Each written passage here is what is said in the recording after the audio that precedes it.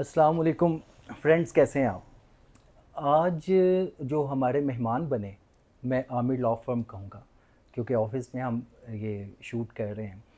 उमर खालिद खोखर, हमारी दोस्ती की शुरुआत हुई एफएम रेडियो से। उमर भाई मुझसे काफ़ी छोटे हैं उम्र में, लेकिन वक्त गुजरने के साथ साथ अपने एक्सपीरियंस में और अपनी जो स्किल्स हैं उसमें बहुत माशाल्लाह आगे चले गए। उमर भाई से हम तफसील से पूछेंगे, इनका प्रोफेशन इनके ज़ुबानी ही पता चले तो वो ज़्यादा अच्छा होगा। लेकिन मैं इतना जानता हूँ कि उमर भाई जितने अच्छे लोग मैंने कम देखे हैं। उमर भाई अस्सलाम वालेकुम। वालेकुम सलाम, thanks for welcome inviting. To Aamir law firm और thank welcome you to it's Aamir. Thank you for inviting me and giving this opportunity. बहुत शुक्रिया आपका। आपका शुक्रिया, आपने टाइम दिया। अच्छा उमर भाई, मैं आप रिसेंटली माशाल्लाह उम्रे की सआदत करके आए हैं। जब मैंने आपकी वीडियोस देखी ना, आज की हमारी गुफ्तगू का जो मुहर्रक है वो वीडियोस आपकी उम्रे पे जो आपने लगाई वो बनी। तो मैं शुरुआत उसी से करूँगा बिस्मिल्लाह। कि आपका कैसा एक्सपीरियंस रहा और कुछ सोशल इश्यूज़ को आपने हाईलाइट किया वीडियोस बनाते हुए, और ख़ास तौर पे पाकिस्तानियों के हवाले से। तो वो थोड़ा सा कुछ अगर आप अच्छा, शेयर मेरा करना ऐसा चाहें तो। कोई इरादा नहीं था, लेकिन ना हमारे पाकिस्तानियों की ओवरऑल जो वहाँ पर इज्तिमा होता है, तो मैं बड़ा मजबूर होकर ना सिर्फ़ और सिर्फ उन इंसिडेंट्स को रिकॉर्ड करने की गर्ज से उनको मैंने सेव किया। फिर एक वीडियो शॉट काफ़ी वायरल भी हुआ। वो शॉट इस तरह से था कि मैं आखिरी तवाफ़ कर रहा था बलाई मंजिल के ऊपर। तो मैंने 5-6 दिन जो आखिरी अशरे के थे, ये तरीका देखा कि जो पाकिस्तानी थे 80%, इसके अलावा इस अमल में बंगाली और मिस्री भी शामिल थे। वो क्या करते थे कि अपने साथ साथ 2-2 बैग लेकर गए होते थे। वहाँ पर जो अफ्तार का सामान होता है वो काफ़ी वाफर मकदार में तकसीम किया जाता है।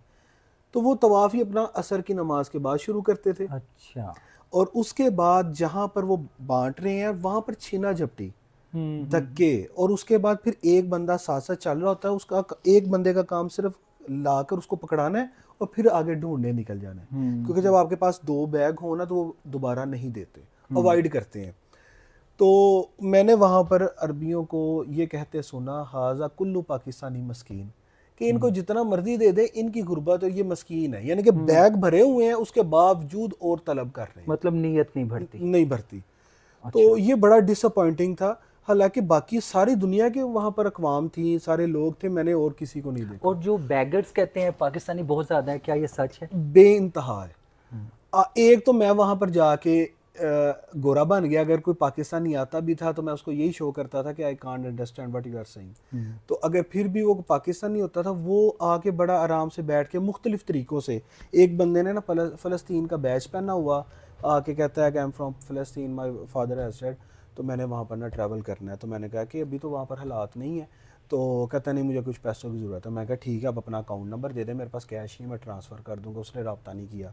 फिर और बंदा था इधर चकवाल के पास का, कहता है कि मेरी वालदा की बहुत तबीयत ख़राब है, तो आप मुझे पैसे दे दें। मैं कहा आप अपना अकाउंट नंबर दे दें वहाँ का और मुझे डिटेल दे दें, 1 दिन के अंदर मेरा दोस्त पहुँच जाएगा तो आपकी हेल्प हो जाएगी। उसने फिर रब्ता नहीं किया। अच्छा, पाकिस्तानी वहाँ पर कोशिश करते हैं, अब वहाँ पर गेट्स के ऊपर खड़े हो जाते हैं या मस्जिद के अंदर भी करीब आके आराम से बैठ के ना मांगने का तो बेइंतहा है, और मक्के से भी ज़्यादा मदीने में है। उधर हरम में, मस्जिद नबी में गेट पर खड़े हो जाते हैं। और मैंने ख़ुद देखा कि कुछ फ़ीमेल अरब ख़वातीन, वो कोई 500 रियाल दे रही है, 100 रियाल दे रही है, और वो दे रहे हैं। और वो उनकी फिर भी, आपने कैसे जाना कि ये फीमेल अरब हैं? उनके लिबास से, उनकी शख्सियत से। और दूसरा, जिन भी बाकी जो ममालिक हैं ना, जैसे टर्क हैं, ईरानी हैं, इराकी हैं, उन्होंने बैच पहने होते थे। अच्छा। या उन्होंने किसी ना किसी किस्म का कोई मखसूस लिबास होता था, पता चल जाता था कि ये उस लोग। इंडोनेशियन का खास तौर पे वो पता वो चल उन्होंने जाता है। एक बैनर पहना वो होता है। बड़े कलरफुल कपड़े पहने होते हैं। अच्छा, मैंने 2018 में विज़िट किया था, कोविड से पहले। ओके। कोविड के बाद सुना है कि चेंज हुई हैं चीज़ें। आपकी दफ़ा आपने तो रिसेंटली किया ना माशाल्लाह, रमज़ान में किया है। अल्हम्दुलिल्लाह। तो क्या चेंजेस थी? क्या ऑनलाइन सुना एप्लीकेशंस भी हैं कोई उस पर लेनी एप्लीकेशन चाहिए सिर्फ़ और सिर्फ रियाजुल जन्ना में हाज़िरी के जाने के लिए लिए? है। तो वहाँ पर आपको आप इस तरह से करें कि जब आप मक्का में लैंड करें ना, आपको सिम इशू हो जाए, तो अच्छा। आपने नुस्क ऐप, NUSK, वो ऐप डाउनलोड करनी है। वहाँ पर अपना पासपोर्ट नंबर, वीज़ा नंबर और अपना फ़ोन नंबर ऐड करना है।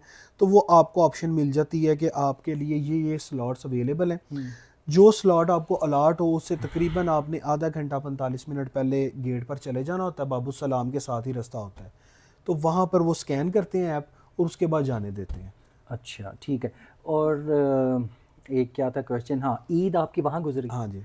तो ईद पे कैसा, मतलब था रश या कम हो गया था? बेतहाशा। ईद पे भी था? मैं आपको बताता हूँ, यहाँ से सारे दोस्तों ने, हमारे गौर भाई ने मुझे कहा कि आपने ना तहज्जुद की नमाज वहाँ पर पढ़नी है, फिर आप फजर भी वहीं पर पढ़ेंगे ईद वाले दिन? अच्छा। ईद की सुबह, ईद और उसके बाद ईद पढ़ के, और कोशिश कीजिएगा कि 1 घंटे बाद आप बाहर निकलें ताकि रश कम हो सके।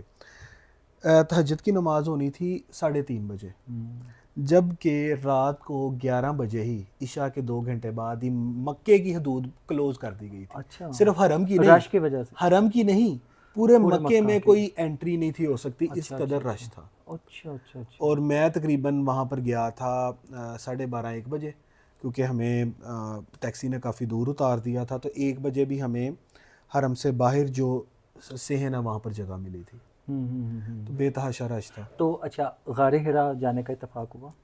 मैंने दूर से ही देखा, दूर से, क्योंकि ऊपर नहीं जा सके? हाँ, नहीं जाने की ख्वाहिश भी नहीं, यानी कि फैमिली साथ थी। हाँ, और अच्छा। दूसरा, जब आप गारे सोर, गारे हीरा इन मकामात पे जाते हैं ना, तो वापस आके ना लाजमन आपकी कफ़ियत ऐसी नहीं रहती कि आप अपने फ़राइज़ अदा कर सकें, क्योंकि मुश्किल काम होता है। और फिर रमज़ान भी था, तो इसलिए मैंने फिर अवॉइड किया। अच्छा अच्छा, रोज़े थे। हाँ। लेकिन ईद के बाद भी आप ईद नहीं के जा सके? तीसरे दिन हम चले गए मदीना पाक, और मदीने से वापसी के बाद हमारे पास टाइम ही सिर्फ 4 से 5 दिन थे। वापस आके फिर उम्रा किया, उससे अगले दिन रेस्ट था, फिर हमने एक और मस्जिद आयशा जाके लास्ट उम्रा किया, और उसके बाद अलविदाई तवाफ़ था।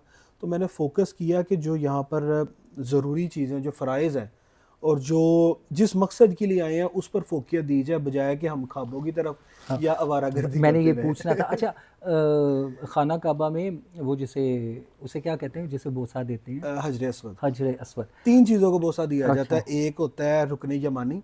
रुकन यमानी उसे कहते हैं जहाँ से खाना काबा का कपड़ा नहीं है, कॉर्नर है, हाँ, वो रुकन यमानी है। उसके साथ दूसरे कॉर्नर के ऊपर है हजर अस्वद, और उसके साथ ही है मुल्तज़म, वो जो दरवाज़ा ऐसे है, जो नहीं, दरवाज़ा है, और वो जो एक बना हुआ है वो मुकाम इब्राहिम है, मुकाम उसमें हाँ वो इब्राहिम। निशानात है। मैं भूल गया मैं actually। अच्छा, अब क्वेश्चन ये था, मैं पसीना खुशक कर लें। हाँ एक्चुअली ये एसी काम नहीं ठीक कर रहा, क्योंकि गर्मियों में आज पहली दफ़ा चलाया उमर भाई की वजह से, लेकिन वो सर्विस नहीं हुई। अब पता नहीं क्या मसला, मेरा भांडा टूट गया है गुर्बत का। अच्छा, मैं क्वेश्चन एक्चुअली इसलिए मैंने किया, हजर अस्वद का बोसा देने के लिए क्या आप समझते हैं कि अगर क्यू बन जाए तो बेहतर है, और क्या बन भी सकती है या नहीं? जिस तरह से इन्होंने रियाजुल जन्ना में एंट्री लगाई है ना, हाँ। इनको ये काम करना ही पड़ेगा, अच्छा, वरना वो कफ़ियत आप अंदाज़ा नहीं कर सकते किस तरह से औरतों को बालों से खींचा जाता है। हाँ हाँ, वो तो और मैं जब माइट इज़ राइट वाला हिसाब हाँ होता है हाँ, वहाँ पे। वहाँ पर भी कोई इंसानियत, कोई अखलाकियत वाला चक्कर नहीं है। या आप जिस्मानी तौर पर ताकतवर हैं तो तब आपकी वहाँ पर चलेगी, या माली तौर पर है, माली तौर पे कैसे? पैसे दे के उन्हें वो आगे जगह दे देते? वो अच्छा। हो जाता है। जिस तरह से अब जो तकलीफ़ जिनकी शटल सर्विस थी, उनको इतनी दूर उतारते थे कि एक, यानी कि आप अगर सपोज मगरिब टाइम वहाँ पर है ना, अंदर हरम में, तो बाहर तक आते ना इशा की नमाज हो जाती थी। ठीक है। अब जो मक्का टावर के अंदर नमाज पढ़ रहे हैं उनके लिए आसानी है कि नहीं, जो 7 होटल्स के अंदर है। इसी तरह से हाँ जी, हाँ, ये जो डिफरेंस है ये तो ऑब्वियसली फिर है, वो फिर हाँ, उसमें आ जाता है। तो इसी तरह से इनको ये करना ही पड़ेगा, लाजमन आज हो कल हो। कल अब जब इतना रश होता है कि मैं जब आगे गया हूँ ना, तो वापस आने का रास्ता नहीं होता, और ऊपर वाले हिराम की चादर आपके ऊपर नहीं रहती। ठीक है। और एक चीज़, कत्तन बच्चों को ना लेकर जाएं। अच्छा। ये सिर्फ जो बीमारी है ना, ये इधर ही है, बंगाल में, हिंदुस्तान में, पाकिस्तान में छोटे छोटे बच्चे लेकर गए हुए हैं, ची पाई नहीं ख़त्म होती उनकी। और इसके अलावा बुज़ुर्ग हजरात कतन अकेले ना जाए उधर। इतना को उनको लैंग्वेज का प्रॉब्लम होता है, फिर लोग पकड़ पकड़ के मुझे लाते थे, मैं थोड़ा बहुत ट्रांसलेट करता था, और जहाँ से अंग्रेजी हमारी शुरू होती है, अरबी कहते हैं इंग्लिश माफ़ी, इंग्लिश माफ़ी। अब बहरहाल साड़ी अंग्रेजी थोड़ी बेहतर। अच्छा, अभी आपने जिक्र किया ख्वाबों का, तो मैंने ख्वाबे तो पूछने थे कि वहाँ के ख्वाबे जो डिफरेंट ट्राई किए, क्यों? क्योंकि उमर भाई जो है खाने पीने के माशाल्लाह बड़े शौकीन हैं और मुख्तलिफ तजर्बात करते हैं। तो जैसे मैंने भी थोड़ा सा कोशिश की वहाँ पे इबादत के साथ साथ खानों की, क्योंकि मेरा पहला एक्सपीरियंस था इंटरनेशनल वो कि मुख्तलिफ़ मुल्कों के खाने जो है वहाँ पे मौजूद थे। तो आपने किस किस मुल्क के ट्राई किए और कैसे लगे आपको? सबसे पहले जो फेमस ब्रांड्स थे उनका तो पहले ही मेरे क्यू लिस्ट में शामिल था कि मैंने ये मंदी रोमांसे की ट्राई करनी है। उसके बाद अलबेक था, उसके बाद और होटल था एक मक्का टावर के अंदर, वो बुफे ट्राई किया। अच्छा, फिर उसके बाद मैंने मिस्री डोनर थे वो ट्राई किए। उसके बाद एक टर्किश कबाब था वो मैंने ट्राई किया। उसके बाद मेरा जो था लाहम मंदी, वो मुझे काफ़ी पसंद आई। अच्छा, चूँकि रमज़ान के अंदर थे ना हम, तो मैं कोशिश करता था कि one time meal in a day, यानी कि सुबह हम ज़ोहर टाइम हरम में चले गए हैं, ज़ोहर मगरिब इशा आपने वहीं पर पढ़ी। मगरिब टाइम अफ्तार देते थे एक बैग, उसमें एक जमज़म की बोतल, उसके साथ अगर जमज़म नहीं है तो जूस होगा, जूस नहीं है तो फिर लबन होगा, लबन वो लस्सी को बोलते हैं, छोटी बोतल। अच्छा, उसके बाद जनाबे वाला साथ खजूरें होती थी, दही और साथ में बंद। तो ये 4 चीज़ें होती थी, इसी के साथ हम अफ्तार करते थे। इशा पढ़नी, इशा के बाद जनाबे वाला जब हम होटल आते थे ना, तब हम एक खाना लेते थे 10 से 11 के दरमियान। उसके बाद 2 से 3 घंटे हमने रेस्ट करना। तो सुबह सहरी टाइम सिंपल हमने खजूर और जमजम, ठीक है। हाँ, ये रूटीन है। इससे ये हुआ कि आपको किसी किस्म का कोई प्रॉब्लम नहीं होता, ना एसिडिटी, ना आपको कोई जलन, ना भूख का एहसास भी नहीं होता। अच्छा, फिर जो एक मील होता था ना, जो एक खाना होता था, वो हम अच्छा खाते थे। डेली कोशिश होती थी कि मैं नया रेस्टोरेंट ट्राई करूं। वालदा जब हज पे गई थी तो बताती हैं कि पाकिस्तानी खाना नहीं था मिलता, उनको खाने की काफ़ी प्रॉब्लम थी। अब तो बेतहाशा पाकिस्तानी रेस्टोरेंट्स हैं, मुझे ज़्यादा टेस्ट का डिफरेंस भी फील नहीं हुआ। तो चूँकि हम मीट लवर हैं तो गोश्त की कोई ना कोई आइटम, को बिरयानी व्हाट्सएवर हम ढूंढ लेते थे। आपको वहाँ पर सस्ते से सस्ता खाना भी मिलता है। पाकिस्तानी खाना थोड़ा सा एक्सपेंसिव है, एक्सपेंसिव इस सेंस के अंदर कि एक बंदे का तकरीबन को 15 रियाल का आता है, जबकि बाकी जो लोग हैं, जिस तरह से वो मैंने आपको बताया है, मिस्री जो थे डोनर, वो बड़े सस्ते थे, वो 2 रियाल का, 1 रियाल का, 1 रियाल के अंदर 4। ये तो फिर नीचे से आप वो जो स्टॉल लगे उनकी बात कर रहे हैं? ये मैं आपको बताता हूँ कि कोर्ट में नहीं, उधर ना ना ना, उधर उधर कुछ भी, उधर टोटल आपको फास्ट फूड मिलता है, उधर ब्रांड चेन मिलती है। वहाँ पर आप इस तरह करें कि आप अपने बजट को मैनेज करें कि ये मैंने 4 दिन मैंने सादा खाना खा लिया, अब ये 2 दिन है तो मैंने ये करना है। मुझे इसलिए भी प्रॉब्लम नहीं हुई कि मक्का में हर 2-3 दिनों के बाद मेरा कोई ना कोई दोस्त खिदमत के लिए आ जाता था। एक बंदे ने मुझे ज़ियारात करवा दी, एक ने फिर जो अच्छे अच्छे होटल से वो करवाया। तो मेरा जो बजट था ना, इसलिए मैनेज हो गया। जितने चेन्स थी, जितनी ब्रांड्स थे, वो सारे ट्राई किए। अच्छा, जाहिर है जब वो पाकिस्तान आएंगे तो आप उन्हें वो करते रहे हैं। अच्छा, आपने पहले एडवांस में कर दी हुई है। अच्छा उमर भाई, इस वक्त जो लोग उम्रे पे जाना चाहें, आपके ख्याल में उन्हें क्या सजेशन देंगे आप कि वो किस तरह प्लान करें अभी से? क्योंकि जाने से पहले अगर प्लान कर लें तो ये ज़्यादा। मुझे अल्हम्दुलिल्लाह किसी चीज़ की प्रॉब्लम नहीं आई, क्योंकि मैंने प्रॉपर ट्रेनिंग ली थी। आपने कोई भी काम करना उससे पहले रेलिवेंट लोगों से इंफॉर्मेशन लें, उसके बाद जो लोग होकर आए हैं उनसे आप फ़ायदा हासिल करें। फिर हमारे एक मुफ्ती साहब से, उनसे मैंने 2 घंटे की पूरी क्लास ली। फिर यूट्यूब को, अच्छा आपके पास कोई सोर्स नहीं है, आप सिंपल यूट्यूब पर लिखें। अब जब हम लाहौर एयरपोर्ट पर गए हैं, लोग पहली दफ़ा या आखिरी दफ़ा है, एहराम तक बांधना नहीं आता। कुछ 40 से ज़्यादा लोगों को एहराम मैंने बांध के दिया। हालांकि बहुत सिंपल है कि आप सिंपल एक बार तरीका सीख लें, प्रॉब्लम नहीं होती। ट्रेनिंग लेना बहुत ज़्यादा ज़रूरी है। उसके बाद आप देखें कि आप अकेले जा रहे हैं तो फिर तो आप मैनेज कर लेंगे। अगर आप फैमिली के साथ हैं तो आपको थोड़ा सा प्रिकॉशंस लेने पड़ेंगे, ठीक है। आपको पता हो कि मेरा होटल कहाँ पर है। आपका सबसे पहले तो आगाज़ ही आपके कंसल्टेंट से होता है कि जो आपका ट्रैवल एजेंट है वो आपके साथ ऑनेस्ट होना चाहिए, वो टू द पॉइंट आप बात करें और आपकी जो रिक्वायरमेंट्स है उसको समझे।